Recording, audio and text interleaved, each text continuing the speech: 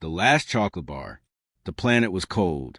Wind blew dust through the broken streets of the refugee city. The sky was always gray, and the people had stopped smiling long ago. Jared sat on a cracked bench outside a clothes market. He was hungry.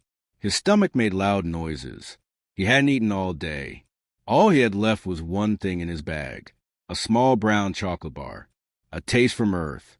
His last piece. He looked at it for a long moment. Maybe I should save it for tomorrow, he whispered. Then he saw her. A young alien girl stood near a pile of broken crates. She was very thin. Her skin was light purple and glowing faintly. Her long white hair was messy and full of dirt. She had no shoes. Her clothes were torn. She didn't ask for anything. She just stood there looking at the ground, her arms wrapped around her tiny body. People walked past her like she didn't exist. Jared watched her. She was shaking in the cold wind. She looked like a lost child. He stood up, walked slowly toward her, and gently said, "Hey, are you okay?" The girl didn't answer. She didn't look at him, but her eyes moved just a little toward the chocolate bar in his hand. Jared looked at the chocolate. Then he looked back at her. He smiled. "I guess you need this more than me," he said. He opened the wrapper and broke the bar in half. He gave the bigger piece to the girl. She looked up finally. Her eyes were bright, shining gold. She didn't say anything, but slowly reached out and took the chocolate. She bit it. Then her eyes widened in shock. It was clear she had never tasted anything like it before. Her lips trembled. Her whole body seemed to relax for just a moment. Jared laughed softly. "Yeah, it's good, right?" Still, the girl didn't speak, but she looked at him, really looked at him for the first time. Then, without warning, she turned and ran into a dark alley.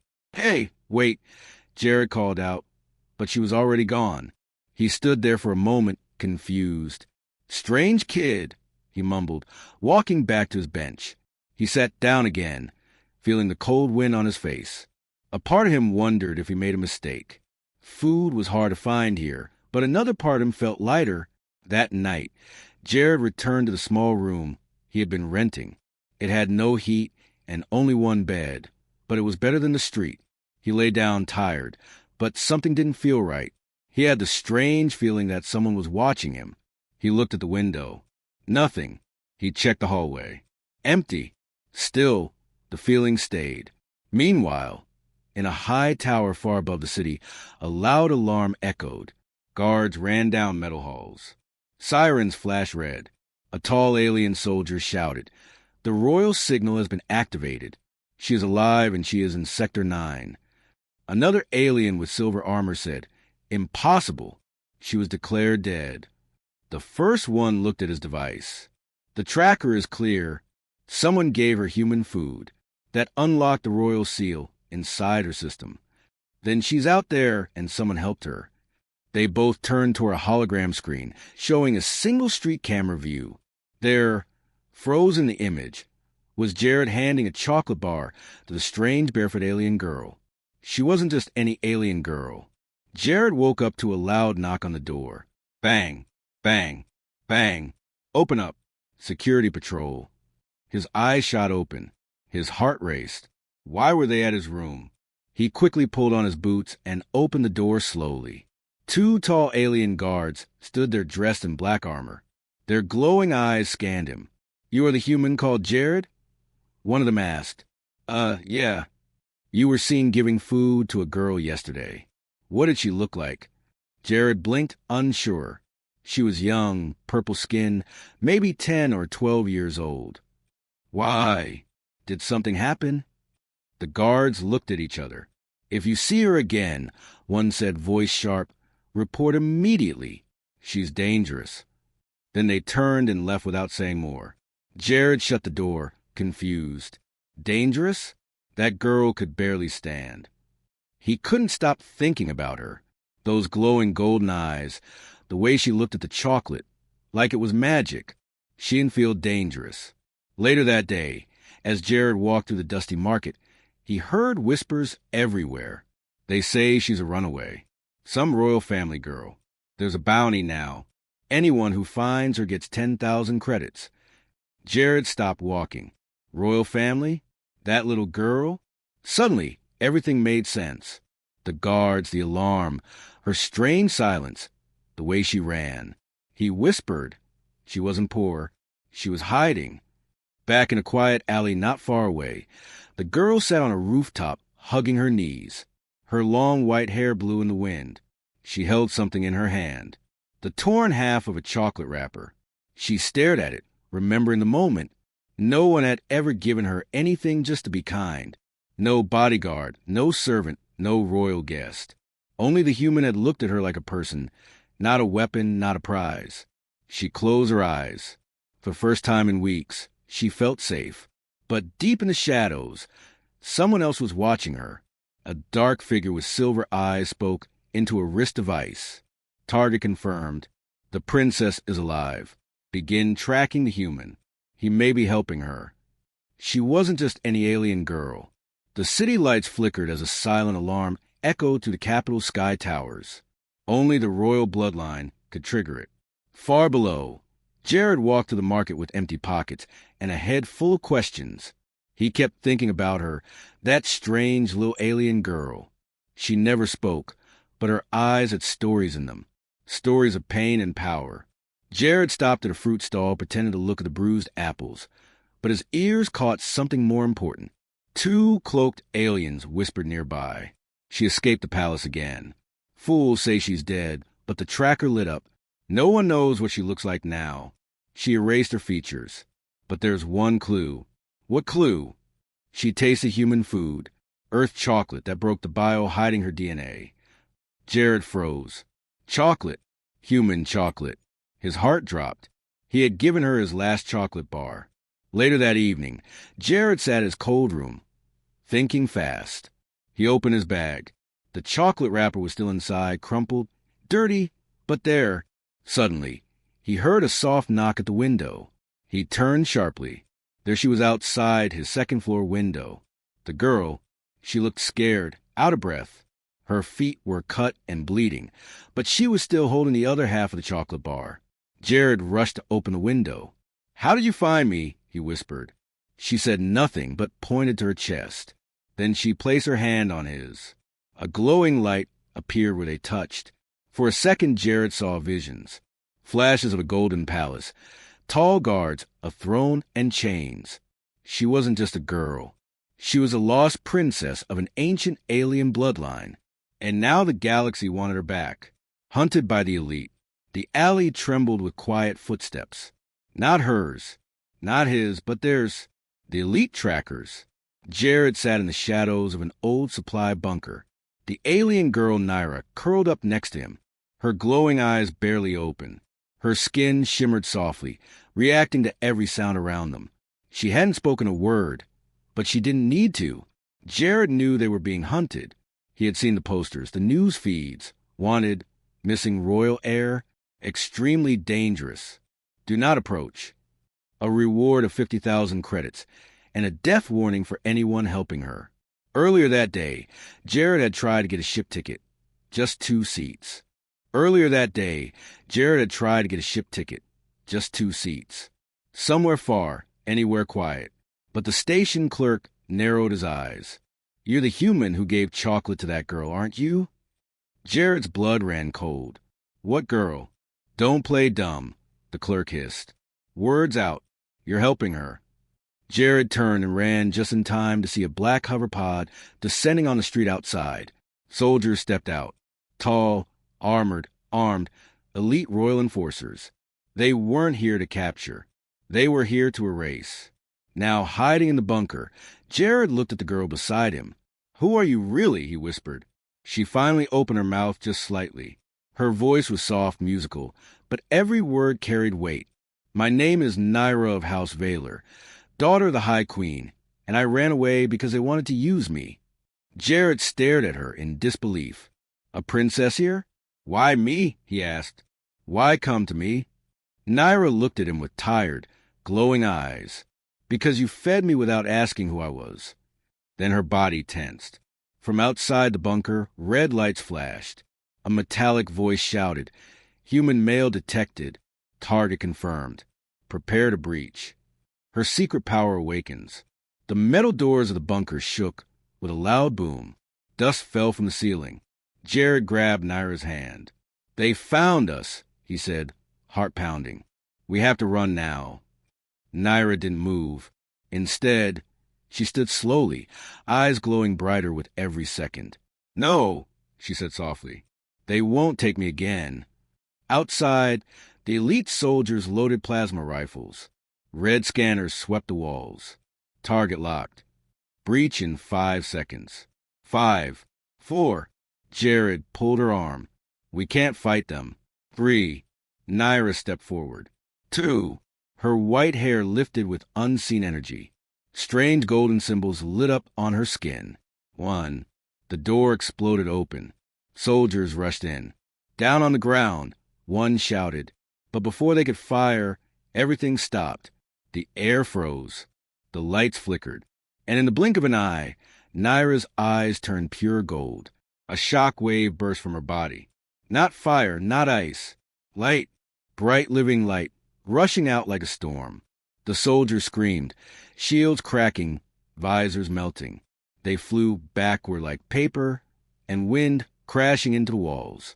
Jared stood frozen. His mouth was open. He had never seen anything like it. Naira's feet slowly returned to the ground. Her light faded. The room was silent, except for the faint hum in the air and Jared's trembling breath. "What? What was that?" he whispered. Naira didn't answer at first. Then she looked at him, eyes still glowing faintly. "They told me I was dangerous," she said. "Now I believe them." Outside the bunker, a survivor crawled to his communicator. "She has awakened. She's not just a princess anymore. She's a living weapon." The deal he never expected. Jared stared at the scorched walls. The floor still shimmered with the light Naira had released. She sat in the corner now, silent and shaking, not from fear, but from the weight of what she had done. Jared wanted to speak, to ask questions, but before he could, his wrist device buzzed. A known signal. Secure channel. He tapped it. A calm, deep voice spoke. "We know you're protecting the girl. Don't deny it. We don't want to harm you." Jared stayed silent. "We only want to return quietly. Do this and you'll be rewarded. 1 million credits. Citizenship. A full pardon for helping her." Jared froze. 1 million. He had nothing. No home. No future. He had been scraping by just to survive. And now a single decision could give him everything. All he had to do was give her up. Later, as Naira slept curled near the fire, Jared sat alone outside the bunker. He held a small communicator in his hand. One press, and it would ping his location to the royal guards. He raised his thumb slowly. Then he looked back through the broken door at her, at the girl who had trusted him, the one who had touched his hand and showed him her memories, her pain. She wasn't just a secret. She was a child, a person, and she was alone. He slowly lowered his hand, then crushed the communicator under his boot. Crack! Naira opened her eyes. She had heard it. She walked out into the night air, standing beside him. "You were going to sell me, weren't you?" she said softly. Jared looked at the stars. "I thought about it." Naira nodded. No anger, no tears, just understanding. "But I didn't," Jared added, "because when I gave you that chocolate, I didn't expect anything back, and I still don't." She looked up at him. The glow in her eyes softened. "I believe you," she whispered. Far above, a hidden ship circled silently, waiting. But down below, the human and the girl stood side by side. No longer strangers. Now they were something more. And the skies turned red over the capital. Explosions shook the tall towers. Sirens screamed through the air like ghosts. War had come. Jared and Naira stood on the edge of the cliff, looking down at the burning city below. "They're attacking the palace," Naira said quietly. "My uncle is trying to take full control. He'll kill anyone who gets in his way." Jared turned to her. "Then let's get out of here." But she shook her head. "No, I have to go back." Jared's eyes widened. "You can't. You'll be killed." She looked at him with calm strength in her golden eyes. "If I run now, innocent people will die. My people." She stepped forward, her feet lifting slightly off the ground. I am not just a girl anymore. I am Valinor's true queen. I must return. The two made their way through dark tunnels under the city. With Jared disguised in royal guard armor and Naira cloaked in shadows, they slipped past patrols and flying drones. Every step was dangerous, but Naira walked like someone who no longer feared death. They finally reached the palace gates, heavily guarded, energy shields crackling in the night air. Jared looked at her. There's no way in. Naira placed her hand on the ground. Golden light spread like cracks in stone. The shield above them flickered, then dropped completely. Jared stepped back, stunned. What are you? She looked at him. The blood of the ancients flows in me, but your kindness woke it up. Inside the palace hall, chaos reigned. The throne room was filled with soldiers and corrupted nobles. Naira's uncle, draped in black armor, sat on the queen's throne. He laughed when he saw her. You? A child pretending to be royalty. Naira raised her head. I'm not pretending. With a flash of light, her body lifted into the air. The golden marks on her skin returned brighter than ever. A wave of energy pushed everyone back. Guards fell to their knees. Some dropped their weapons. Even her uncle, filled with fear, stood frozen. Naira pointed at the throne. This doesn't belong to you. Then she stepped forward slowly, powerfully, and sat down. The room was silent. She had returned, not as a runaway girl, but as the true queen, and at her side, always watching, stood one human. She remembers the chocolate. Peace had returned. The capital was quiet now. The sky no longer burned red, but shined with soft golden light. People walked freely again, their eyes no longer filled with fear. At the heart of the palace, Queen Naira stood before a mirror dressed in royal white. A glowing crown of light floated above her head. Servants bowed as she passed. Council members followed her orders. She ruled an empire. But even with all her power, there was one thing she kept close. A small crumpled chocolate wrapper placed inside a clear crystal box beside her throne. Jared stood quietly near the royal garden. He wore a long black coat now, trimmed with silver. He wasn't a guard, not a noble, not a knight. He was something else, her chosen protector. Naira walked up behind him. You've been quiet lately, she said. Jared smiled. Hard to compete with a queen.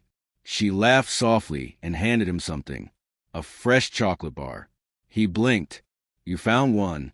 She nodded. Rare. One of the last from Earth supply ships.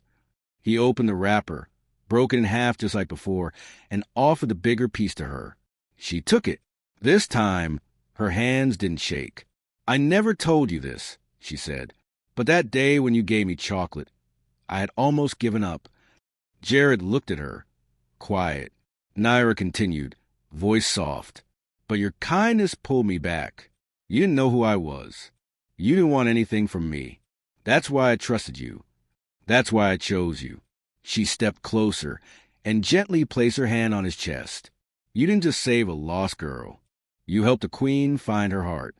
Above them, the twin moons rose, casting silver light on the palace garden.